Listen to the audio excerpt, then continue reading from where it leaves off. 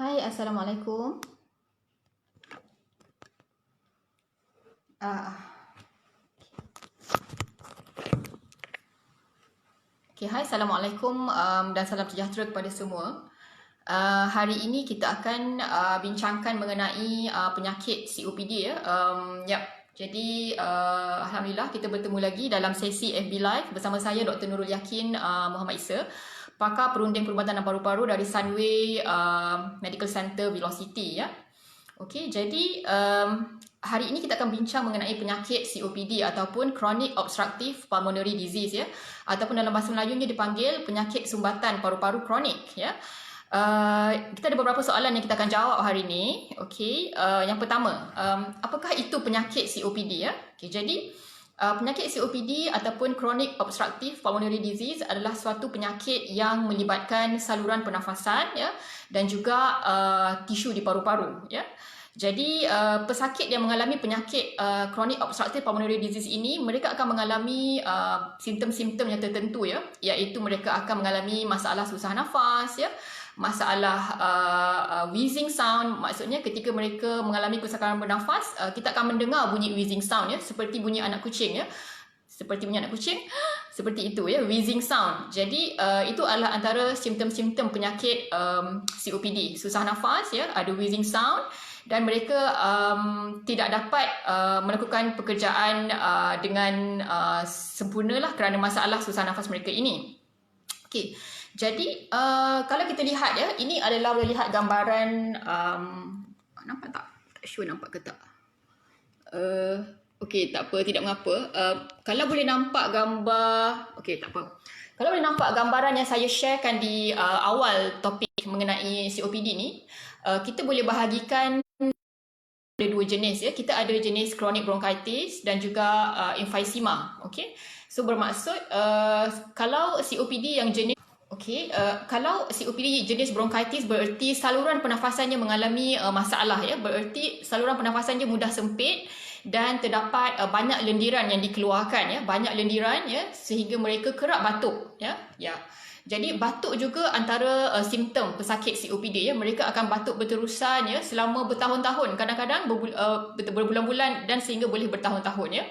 Jadi itu adalah antara tanda-tandanya tadi. Jadi chronic bronchitis tadi adalah satu penyakit di mana saluran pernafasannya mudah sempit ya, dan juga banyak mengeluarkan lendiran cecair. Jadi apabila saluran pernafasan itu sempit dan lendiran cecair itu banyak ya, jadi pesakit akan kerap batuk, susah bernafas. Alright.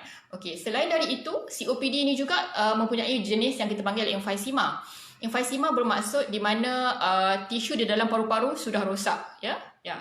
Jadi apabila tisu dalam paru-paru sudah rosak, paru-paru tidak dapat berfungsi dengan baik. Okey. Untuk pengetahuan kita semua ya, paru-paru berfungsi untuk menukarkan karbon dioksida dan oksigen ya. Jadi kita mudah untuk bernafas menggunakan oksigen.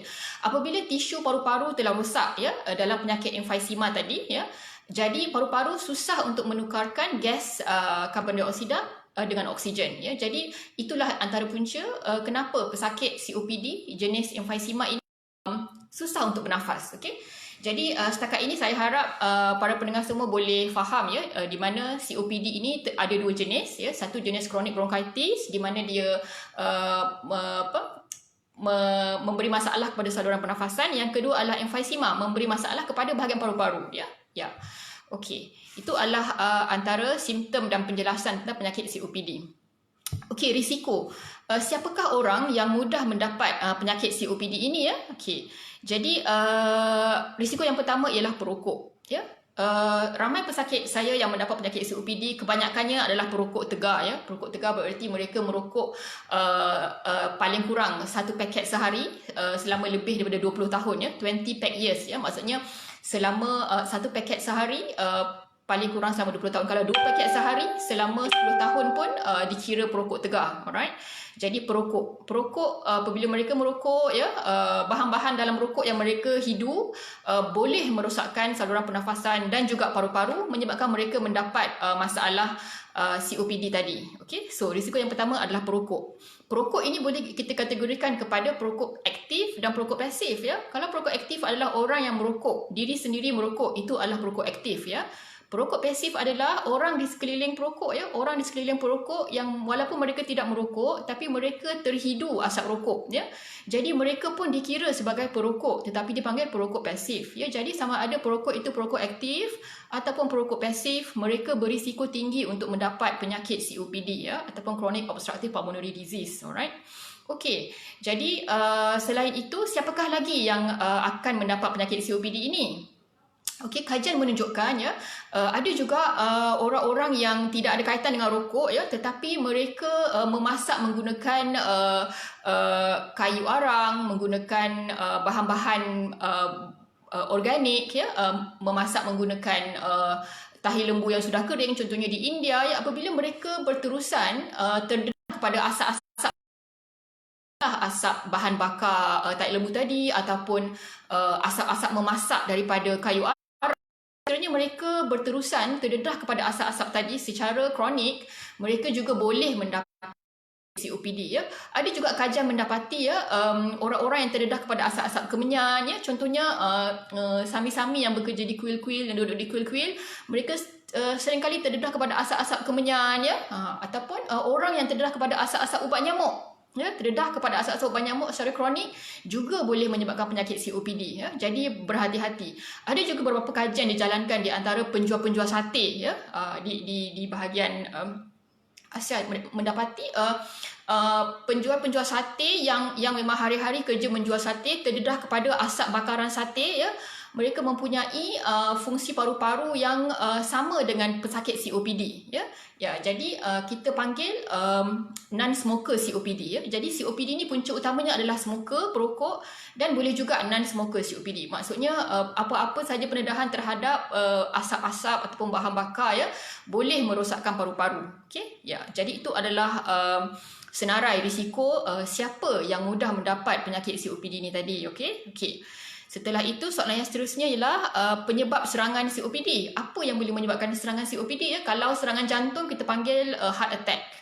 Kalau serangan COPD kita panggil lung attack ya. Tapi lung attack ni memang tak popular langsung, tak ada orang pernah dengar ya. Ya, jadi sebenarnya banyak perkara boleh menyebabkan serangan COPD ya.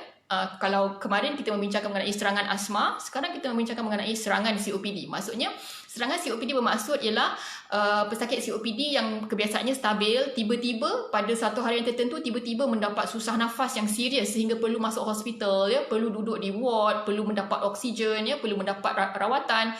Itulah saatnya di mana kita panggil pesakit COPD sedang mendapat serangan COPD ya. Apakah puncanya ya? Jadi punca serangan COPD ini boleh dibahagikan kepada dua jenis, iaitu jangkitan kuman dan juga bukan jangkitan kuman. Okey, jadi jangkitan kuman contohnya jangkitan kuman di paru-paru kita panggil pneumonia, jangkitan kuman di saluran pernafasan kita panggil respiratory tract infection, boleh menyebabkan serangan COPD ya. Namun begitu bukan jangkitan kuman pun boleh menyebabkan serangan COPD ya. Antaranya ialah environmental ya, maksudnya sekiranya pesakit COPD tadi berada di kawasan yang terlalu sejuk ya ataupun yang terlalu panas ya, jadi perubahan cuaca yang ekstrim boleh menyebabkan serangan COPD ya, ataupun pesakit tidak memakai ubat seperti yang disyorkan ya. Jadi perkara itu boleh menyebabkan serangan COPD. Kita perlu berhati-hati, bermaksud sekiranya kita telah didiagnos mendapat COPD ya, kita perlu memakai ubat inhaler seperti yang disarankan oleh doktor ya. Jangan sekali-kali tinggalkan ubat anda ya, kerana sekiranya anda meninggalkan ubat, penyakit COPD mudah menjadi semakin serius. Okey. Okey, bagaimanakah cara mengesan COPD ya? Bagaimana untuk kita tahu bahawa kita ini menghidap penyakit COPD ataupun tidak? Alright. Kita ada test ataupun ujian yang kita panggil spirometry test. Okey, spirometry test adalah satu alat ya yang kita gunakan, yang kita akan mengarahkan pesakit untuk meniup tiupan, dan tiupan tersebut akan disambungkan kepada mesin khusus. Di situ kita boleh melihat bacaan fungsi paru-paru ya. Jadi daripada ujian spirometry tadi kita boleh mengesahkan bahawa pesakit ini adalah COPD ataupun asma ya, kerana penyakit COPD dan asma ni mereka kelihatannya lebih kurang sama tapi ada perbezaannya yang kita akan bincangkan selepas ini. Okey, apakah rawatan penyakit COPD ya? Jadi seperti yang saya kata tadi, COPD dengan asma ni dia lebih kurang ya, simptom dia lebih kurang sama ya. Jadi rawatan dia pun lebih kurang sama, iaitu inhaler, okey. Inhaler. Jadi kita ada beberapa inhaler ya, ada banyak jenis ya. Inhaler, okey, kita ada MDI, multi dose inhaler ya, kita ada turbohaler ya, turbohaler. Kita ada dishaler, alright, dishaler ya. Kita ada alat yang seperti ini ya. Jadi terdapat banyak, kita ada Respimat ya, ada banyak jenis inhaler yang boleh diguna pakai ya. Ini adalah Breezhaler oleh pesakit COPD, alright. Okey. Jadi setiap pesakit berbeza-beza. Jadi doktor akan memeriksa pesakit-pesakit tertentu, pesakit tersebut, dan menentukan ya inhaler mana yang sesuai yang digunakan oleh setiap pesakit ya, kerana setiap orang berbeza-beza keupayaan dia menggunakan inhaler ya. Alright. Jadi perlulah berbincang dengan doktor anda rawatan inhaler mana yang sesuai untuk anda gunakan. Okey. Bagaimanakah cara untuk mengelakkan COPD ini? Okey, jadi setelah kita tahu ya punca-punca COPD antaranya ialah rokok ya, asap-asap ya. Jadi cara untuk mengelakkannya ialah dengan berhenti merokok ya. Berhenti merokok ya, dan kalau anda ada merokok, nasihatkan mereka merokok ya, kerana jika mereka merokok bukan dia sahaja yang terjejas, kita juga akan terjejas ya, kerana kita akan dikira sebagai perokok pasif ya. Jadi berhenti merokok, bincang dengan pasangan hidup ataupun saudara mara, ahli keluarga berhenti merokok ya, supaya kita tidak tergolong dalam perokok pasif, kerana perokok pasif pun boleh mendapat COPD. okey. Dan apabila kita ingin pergi ke tempat-tempat yang mempunyai banyak asap, banyak pencemaran udara, pastikan kita memakai mask ya. Pastikan memakai mask untuk pakai mask untuk memelihara paru-paru kita daripada terdedah kepada habuk-habuk ataupun debu-debu asap yang berterusan. Okey. Vaccination ya. Vaccination juga adalah cara untuk memelihara diri daripada serangan COPD ya. Jadi sekiranya anda pesakit COPD ya, digalakkan untuk mengambil vaksin ya. Ada dua jenis vaksin utama yang kita sarankan kepada pesakit COPD, iaitu vaksin influenza dan juga vaksin pneumococcal ya. Vaksin influenza adalah untuk mengelakkan jangkitan virus influenza ya. Ia perlu diinjek setiap tahun ya, kerana virus influenza seringkali bermutasi. Jadi setiap tahun vaksin akan diinovasi supaya boleh melawan virus yang senang bermutasi tadi. Influenza virus vaccination perlu diinjek setahun sekali. Yang kedua ialah pneumococcal vaccination.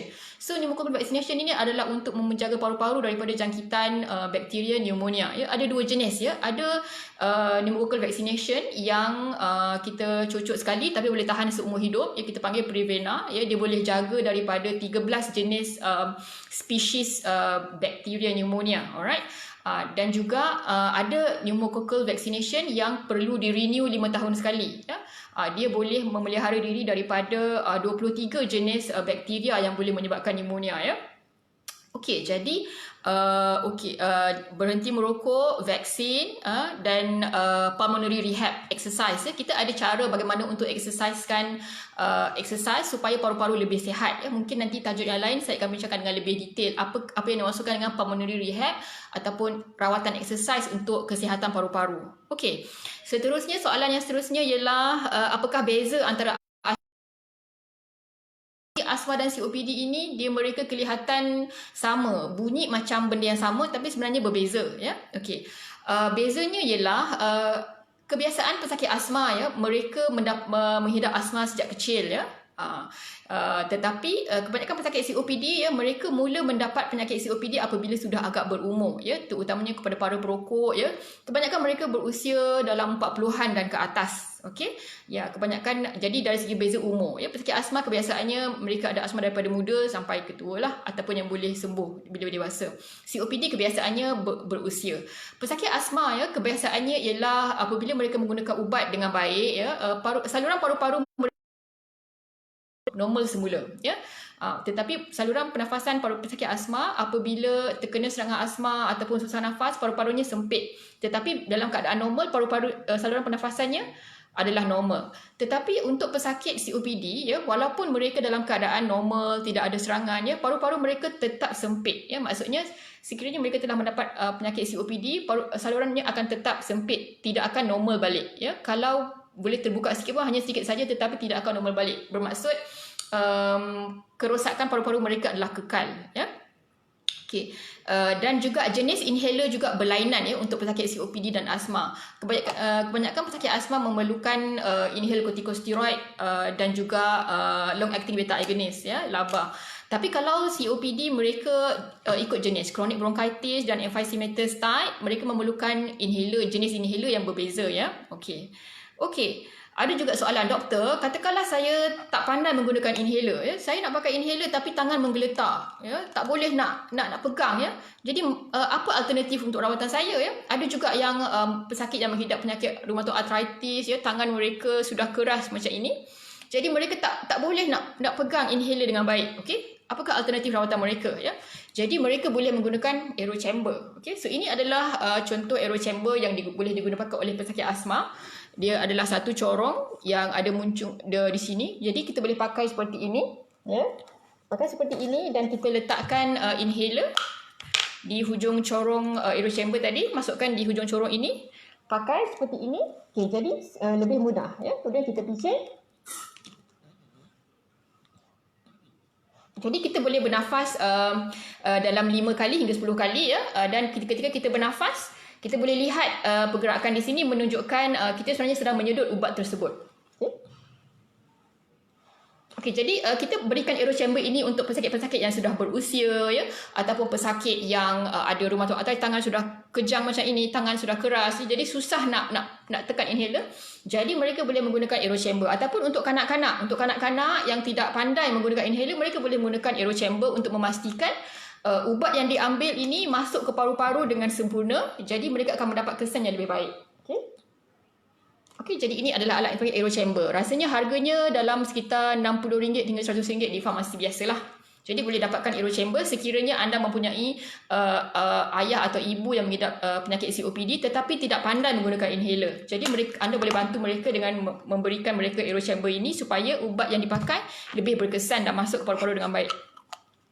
Okey, kita sudah sampai kepada bahagian Q&A tambahan. Soalan daripada Chor Mawadah, ya. Soalan daripadanya, adakah asma semakin teruk bila usia meningkat?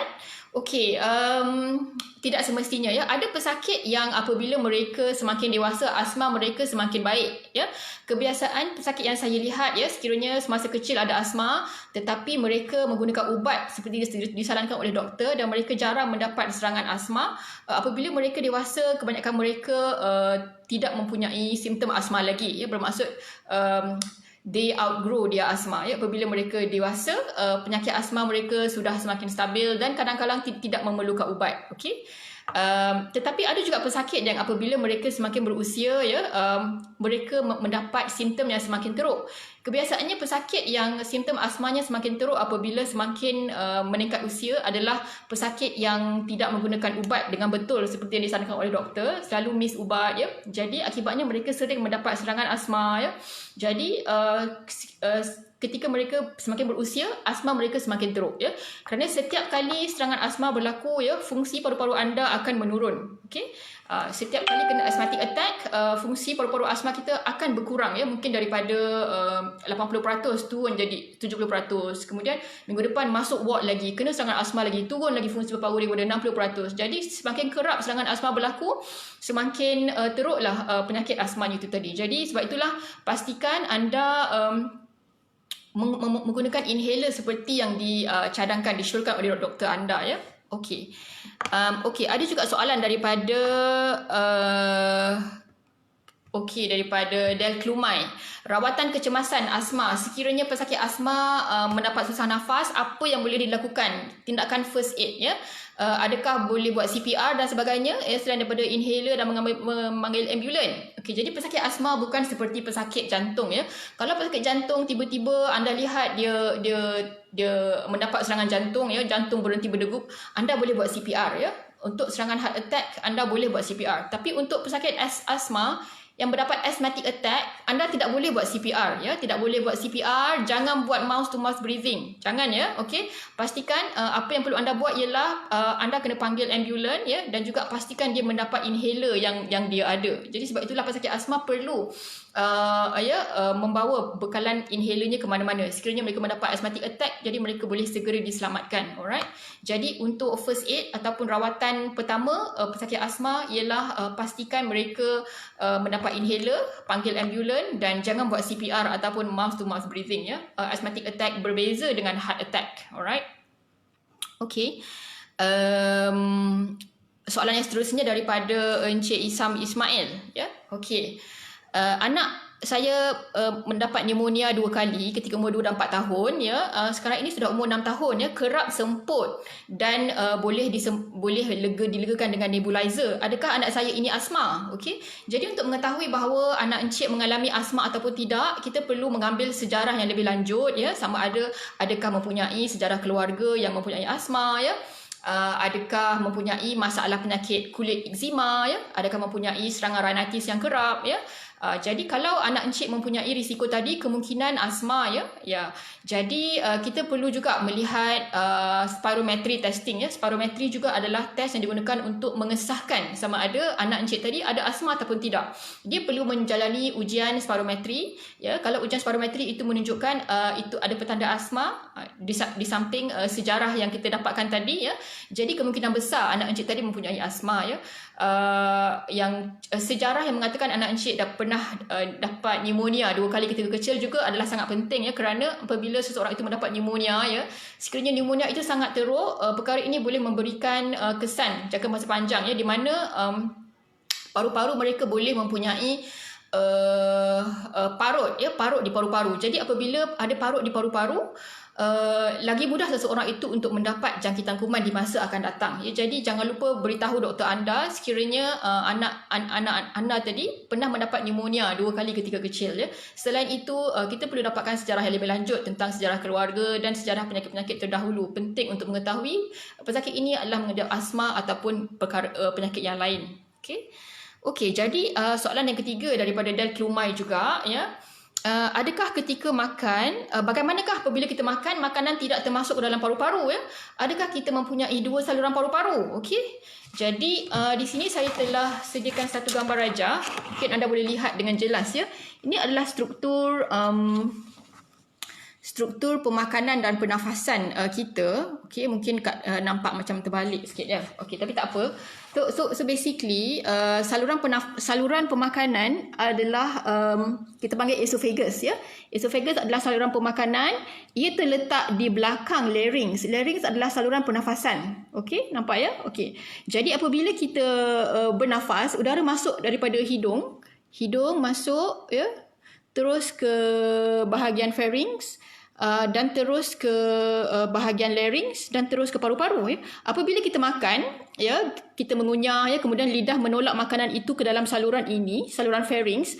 Saluran pharynx ini ya, jadi ketika kita mahu telan, ada bahagian yang kita panggil epiglottis ni, seolah-olah seperti pintu ya, pintu. Jadi apabila kita nak makan, makanan ini ditolak masuk, jadi epiglottis ini dia akan automatically menutup saluran larynx yang menghubungkan kepada paru-paru. Jadi apabila kita nak menelan, secara automatik epiglottis ini akan menutup saluran pernafasan. Jadi makanan tadi akan terus masuk ke esophagus dan masuk ke perut. Jadi sebab itulah apabila kita makan, sepatutnya makanan tidak termasuk ke paru-paru, kerana kita ada epiglottis ini tadi yang menutup saluran pernafasan supaya makanan tidak termasuk ke paru-paru, sebaliknya makanan masuk ke esophagus ya. Ya, jadi begitu cantik sekali kejadian kita telah diciptakan ya. Jadi kita tak perlu risau. Cuma kadang-kadang mungkin kita boleh tersedak. Kadang-kadang ya kita boleh tersedak, berarti kita makan tiba-tiba pemakanan itu kadang-kadang boleh termasuk juga secara tidak sengaja ke larynx, menyebabkan kita tersedak. Jadi bila kita tersedak, itu adalah refleks badan kita untuk mengeluarkan balik makanan ini daripada saluran larynx ini kepada bahagian pemakanan tadi. Okey, jadi harap dah jelas ya. Ketika kita makan, memang kita ada 2 saluran ya. Saluran pemakanan terletak di belakang saluran pernafasan. Ada 2 saluran, tapi memang dikhususkan saluran untuk makan, saluran untuk pernafasan. Kita memang ada 2 jenis saluran yang telah dijadikan. Alright, okay, jadi harap anda semua jelas. Okey, soalan yang seterusnya ialah soalan terakhir. Apakah pendapat doktor tentang vitamin C? Okey, jadi vitamin C adalah adalah sejenis vitamin yang sangat penting ya untuk sumber zat mineral badan kita. Kita memerlukan vitamin C untuk kesihatan kulit, untuk menguatkan imunisasi untuk mempercepatkan penyembuhan luka ya. Jadi vitamin C ini boleh terdapat dalam buah-buahan ya, dalam sayur-sayuran ya, dalam buah limau ya. Jadi elok untuk kita mengambil vitamin C dalam kuantiti yang tidak berlebihan ya. Jadi elok sebenarnya vitamin C ini untuk kesihatan umum, tetapi jangan diambil secara berlebihan ya. Dan ia bukanlah digunakan untuk merawat ya. Sekiranya anda sakit, anda perlu mengambil rawatan yang sebenar ya. Vitamin C hanyalah suplemen ataupun sumber nutrien tambahan untuk menguatkan imunisasi badan dan menguatkan proses penyembuhan. Jadi vitamin C adalah satu perkara yang elok ya. Anda boleh mengambil daripada sumber semula jadi, contohnya daripada buah orange, buah limau ya. Ya. Okey. Alright, jadi rasanya setakat ini sahaja dulu sesi FB Live kita. Kita pun telah sampai ke penghujung sesi. InsyaAllah kita jumpa lagi dalam sesi FB Live esok. Kita akan bincangkan mengenai topik pneumonia ataupun jangkitan kuman di paru-paru. Jadi sekiranya anda mempunyai persoalan ya tentang pneumonia atau jangkitan kuman di paru-paru, boleh typekan di ruangan komen dan saya akan cuba jawab soalan tersebut esok. Okey, tiba-tiba ada satu soalan baru ya tentang perokok yang dah berhenti merokok, adakah paru-parunya boleh sembuh setelah dia berhenti merokok dan berapa lama diambil untuk menyembuhkan paru-paru tersebut. Okey. Jadi susah untuk kita nak bagi tahu secara jelas, secara detail berapa lama masa diambil untuk menyembuhkan paru-paru ya. Tetapi kajian menunjukkan bahawa sekiranya paru-paru itu berhenti merokok, sekiranya seseorang itu berhenti merokok, kerosakan paru-paru itu boleh di-stablekan ya, boleh di-stablekan. Jadi kalau kita lihat, kalau paru-paru perokok, fungsi paru-parunya akan mendadak menurun seperti ini, menurun. Tapi kalau pesakit itu berhenti merokok, jadi kadar kerosakan paru-parunya boleh distabilkan mendata. Jadi katakanlah paru-paru dia dah rosak, paru-paru normal seperti ini, tapi dah rosak seperti ini, ya. Kalau dia terus merokok akan terus menurun. Tapi kalau perokok itu berhenti merokok ketika ini, ya, tahap kerosakan paru-paru itu boleh distabilkan, ya. Jadi boleh distabilkan. So kalau dia terus merokok, paru-parunya akan berterusan rosak setiap tahun, rosak. Tapi kalau dia berhenti rokok, kerosakan itu boleh dihentikan. Ya, akan kerosakan terhenti di sini dan boleh distabilkan. Okey, insya-Allah. Jadi para perokok di luar sana jangan berputus asa. Anda masih boleh diselamatkan lagi, ya, masih ada peluang untuk paru-paru anda. Jadi berikan peluang untuk paru-paru anda menjadi sihat, ya. Berhenti merokok untuk mengelakkan kerosakan paru-paru yang lebih serius. Jangka masa berapa lama untuk paru-paru itu sihat sepenuhnya, wallahualam, sukar untuk kita jelaskan, ya. Tapi anda boleh cek fungsi paru-paru anda dengan membuat ujian spirometri, ya. Di situ kita boleh lihat sejauh mana ataupun sudah tahap mana teruknya kerosakan paru-paru anda, ya. Kemudian dari situ kita akan cek apa lagi simptom-simptom anda, ataupun adakah anda mempunyai penyakit COPD, ya. Perlukah anda memakai inhaler dan sebagainya. Okey. Jadi berbincang dengan doktor anda, sekiranya anda perokok, berhenti merokok, ya. Dan jagalah kebersihan udara di sekitar anda. Okey, mungkin itu saja daripada saya. InsyaAllah kita jumpa lagi pada esok hari 12.30 tengah hari, ya. Kita akan bincangkan mengenai penyakit pneumonia ataupun jangkitan kuman di paru-paru. Sekian, Assalamualaikum warahmatullahi wabarakatuh.